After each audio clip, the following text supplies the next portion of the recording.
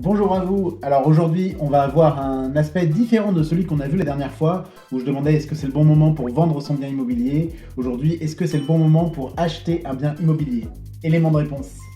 Premier élément pour moi, c'est le bon moment quand vous avez le projet.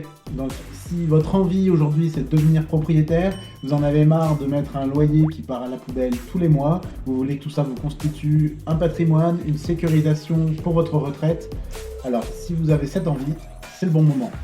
Deuxième aspect, c'est l'interrogation concernant les taux d'emprunt. Ouh là là, ils sont élevés, ils sont à 4%. Ils sont plus élevés qu'il y a 2 ans, mais c'est une moyenne tout à fait acceptable quand on regarde l'histoire des taux immobiliers depuis 30 ans. 4%, c'est un taux finalement assez moyen. L'autre bonne nouvelle, c'est qu'aujourd'hui, ces taux sont à nouveau à la baisse et qu'on peut espérer faire une renégociation du crédit d'ici peut-être un an et demi. Il faut que les crédits aient baissé d'au moins un point pour que ce soit intéressant, mais ça pourra faire, pourquoi pas, une baisse de mensualité intéressante. Dernière interrogation, ça peut être, mais j'achète maintenant, le marché il est assez élevé, est-ce que j'achète pas au moment où les prix vont baisser? Alors ça, à part Nostradamus, personne ne le sait.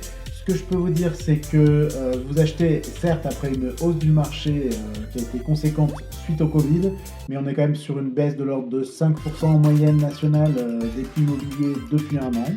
Premier élément. Deuxième élément, on est sur une période d'inflation très importante.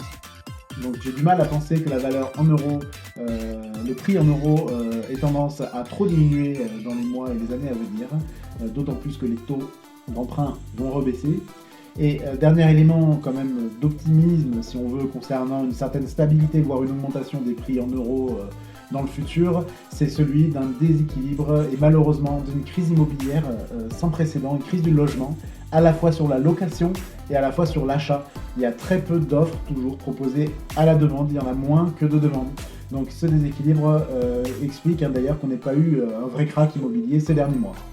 Je ne sais pas ce que vous en pensez, moi je crois que si c'est le moment, que vous avez cette envie de devenir propriétaire, ne vous mettez pas de frein, car dans un an, si vous y allez, eh bien, c'est toujours un an de crédit que vous auriez pu avoir remboursé si vous étiez passé à l'action dès à présent.